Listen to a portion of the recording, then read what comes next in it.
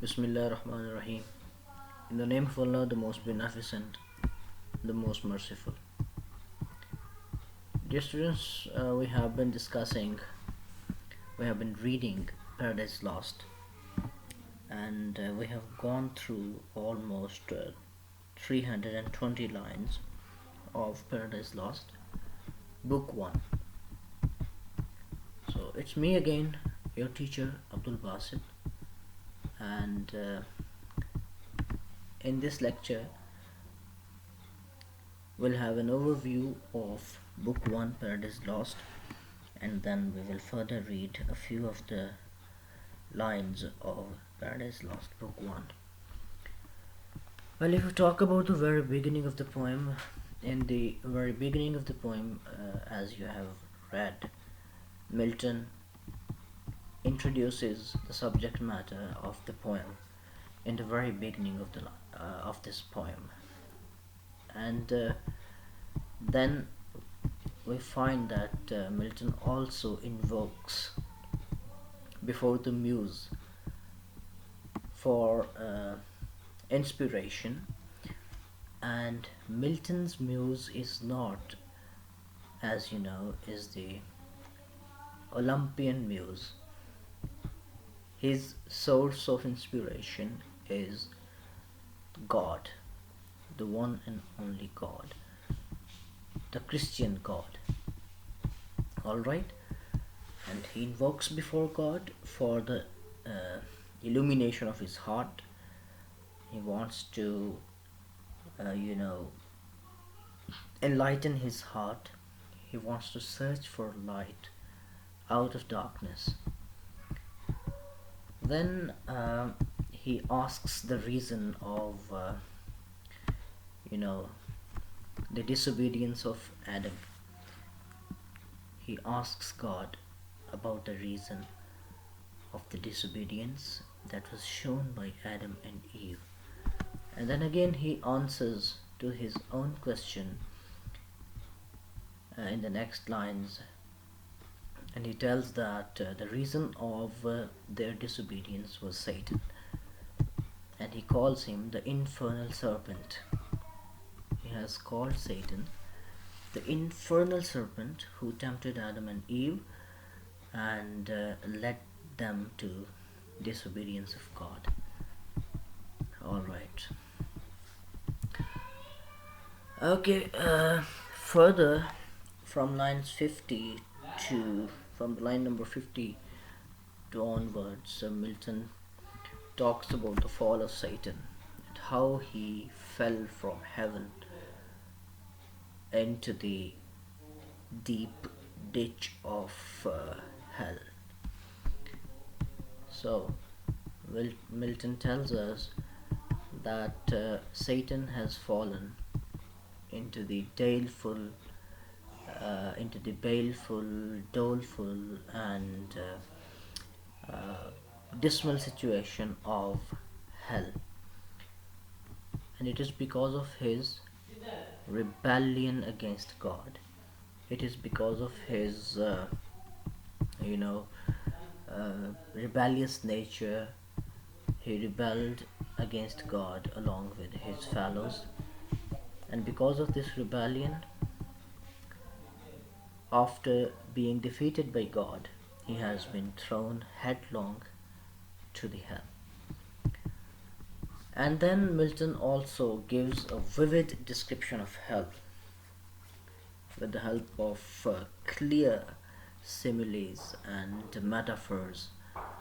Okay, and he tells how horrible, how dark, and how miserable that place is. That hell is full of horrors, it is full of darkness, it is full of misery, and so on. Alright, after giving a description of hell, Milton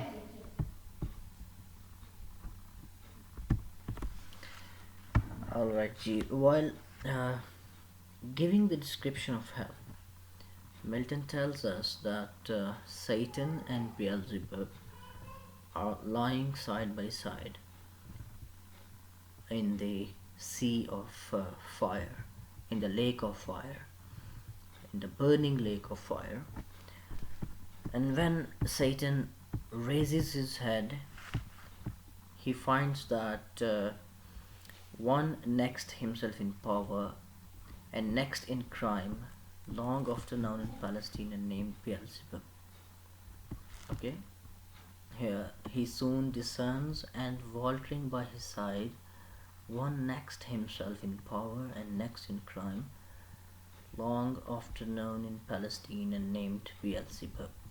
So he finds that Beelzebub is also waltzing, is also floating by his side in that tempestuous fire, in the whirlwinds of that tempestuous fire. Okay, then Satan breaks the silence, he breaks the ice and addresses Beelzebub directly, and this is the very first speech of Satan. In this speech, as you can see, that Satan tells about his resolution. He talks about his resolution. He he shows his pride in a very clear way. After falling from heaven to hell, his pride has not been ended yet. Okay. Well,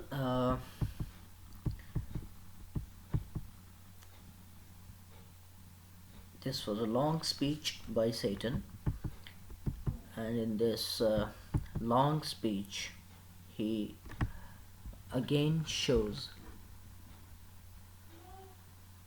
disrespect for God. He again, you know, talks about his defiance of God, his rebellion against God. And then there is another speech of Beelzebub, and if we talk about Beelzebub's speech, Beelzebub's speech is full of despair. It is full of disappointment. Beelzebub is feeling disappointed because of the loss of Garden of Eden. He is not satisfied with his a new life in hell. Okay, then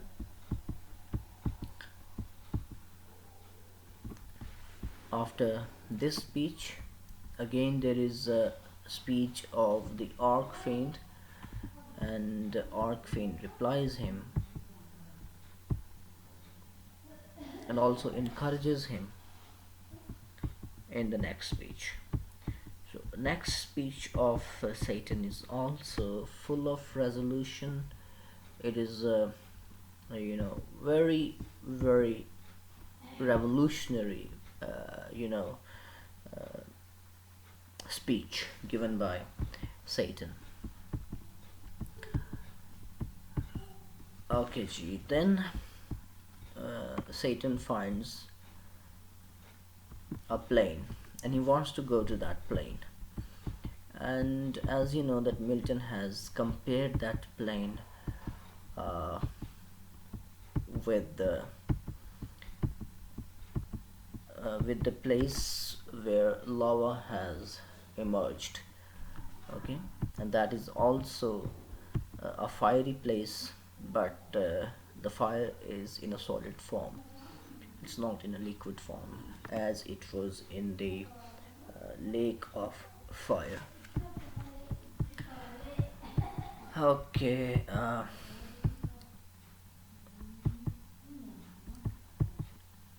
then Milton has talked about the stature of Satan.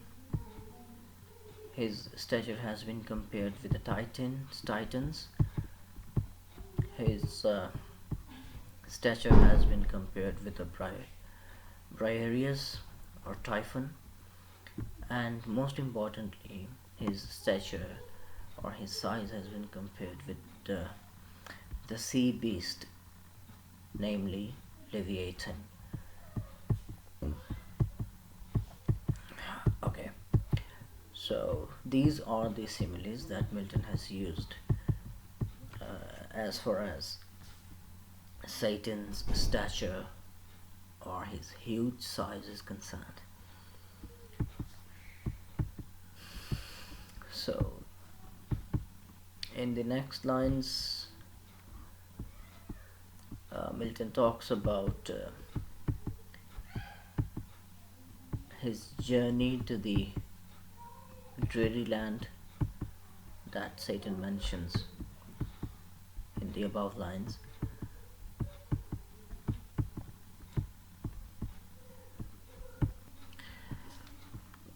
So, when Satan flies to that dreary land, he delivers a speech.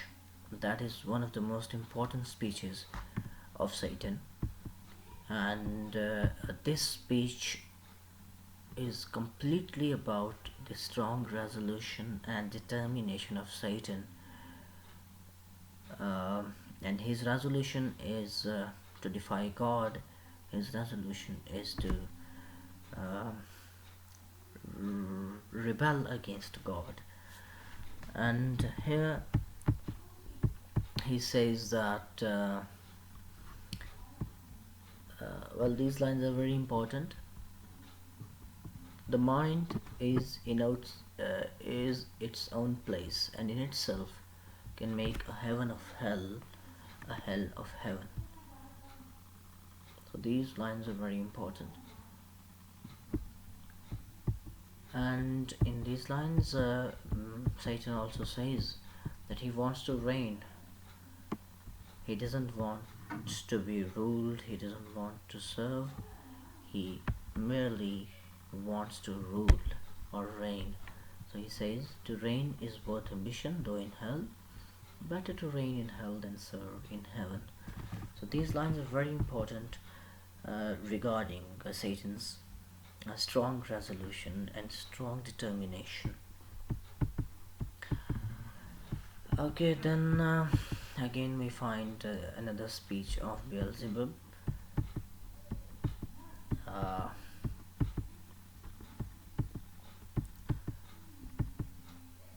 then again, Satan's spear, Satan's bow, and Satan's shield has been compared with different things. If we talk about Satan's shield, it has been compared with the moon. Okay, the broad circumference hung on his shoulders like the moon. Okay, gee. Then if we talk about his spear, so his spear to equal which the tallest pine hewn on Norwegian hills. Okay, these are some other similes, and these are also called Homeric similes that have been used by Milton, and these things actually beautify Milton's style of writing. As you know that the style of an epic must be grand and bombastic, so Milton has made his style bombastic with the help of such beautiful imageries, beautiful similes, beautiful metaphors. Okay, so let's talk about the next few lines where we left this. Here,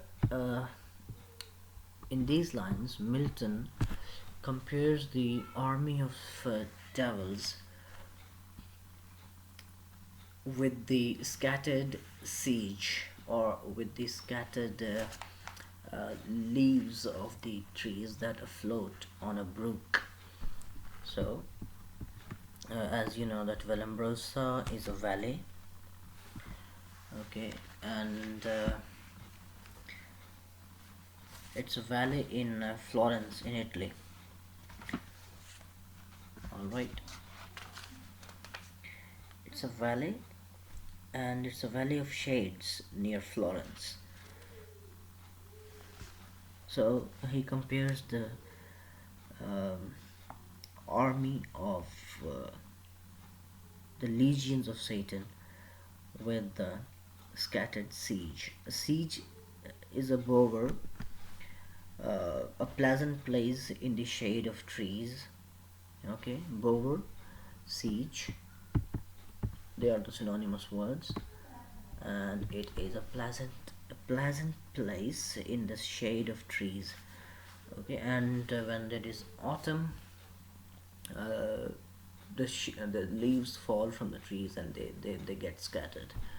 So as you know that Milton has also compared the legions of Satan with the thick autumnal leaves, okay, that strew the brooks in Vallombrosa.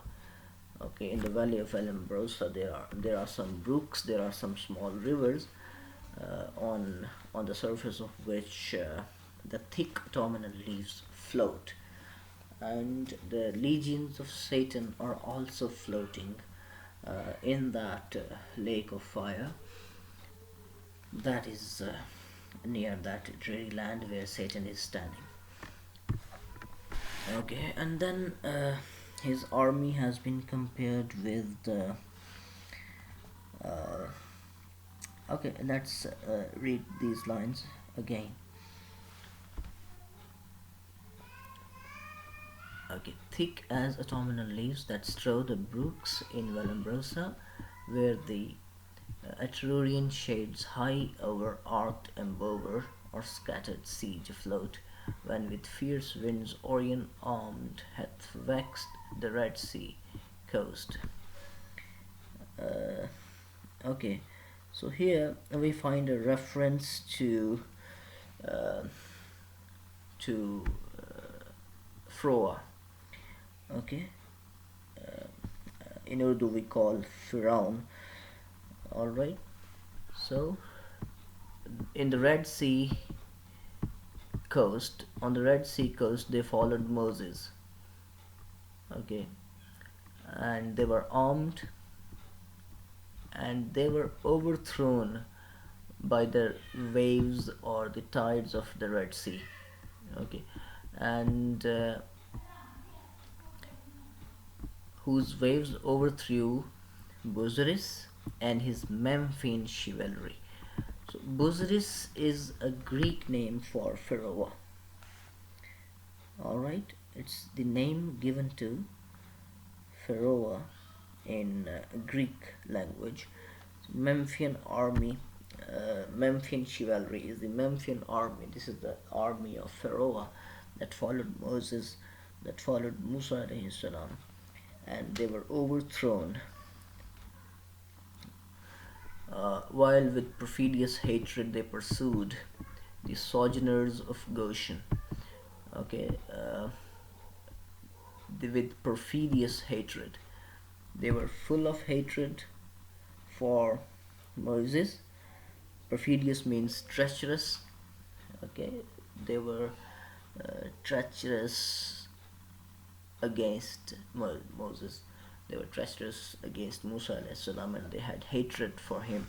And with that hatred, they pursued him, they followed him. And along with the sojourners of Goshen, the sojourners of Goshen are the people who are called Israelis. Okay, Bani Israel in our language, in our culture, they are called Bani Israel. So sojourners actually literally mean dwellers. Okay, and Goshen is the holy place in Christianity. Okay, who beheld from the safe shore their floating carcasses and broken chariot wheels.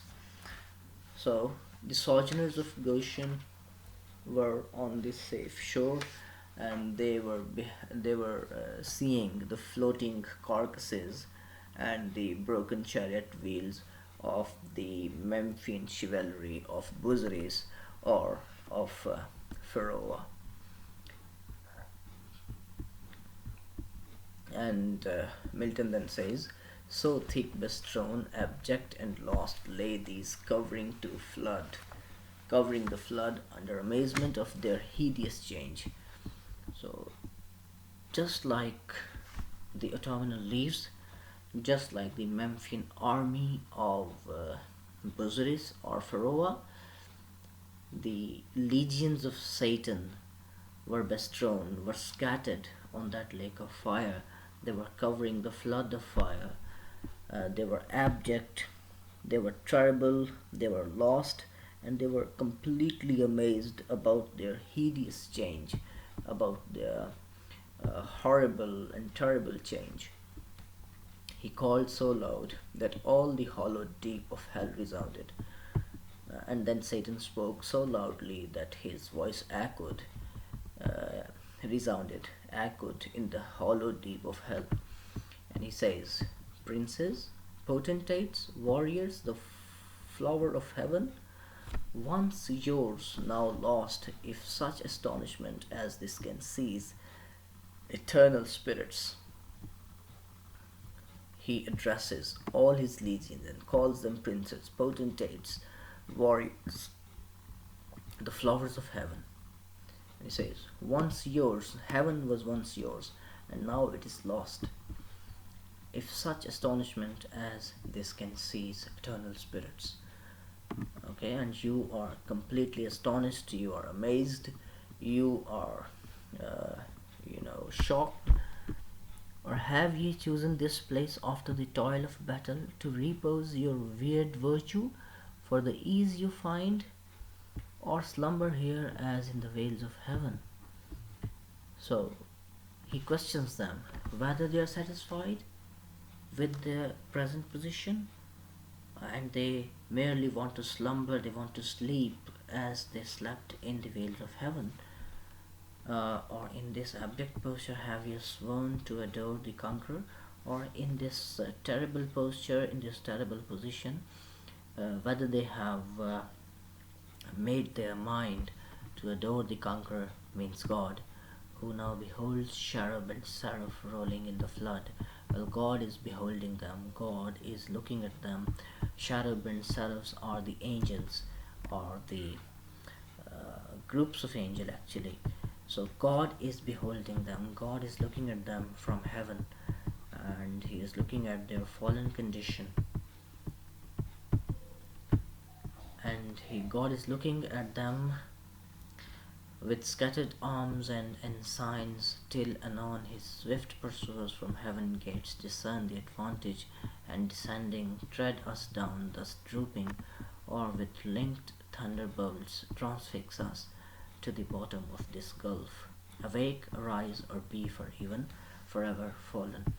So he talks about his cares, he talks about his anxieties, that God and his angels are looking at them as their arms are scattered, okay, and God is ready to pursue them, okay. God is ready to pursue them as they reach the heaven gates, as they are found near the heaven gates, and God will take the advantage, and after taking the advantage, He will tread them down, He will crush them down, okay, and they will be transfixed, they will be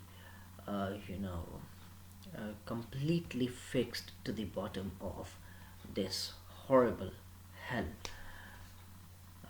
And He again calls them to awake.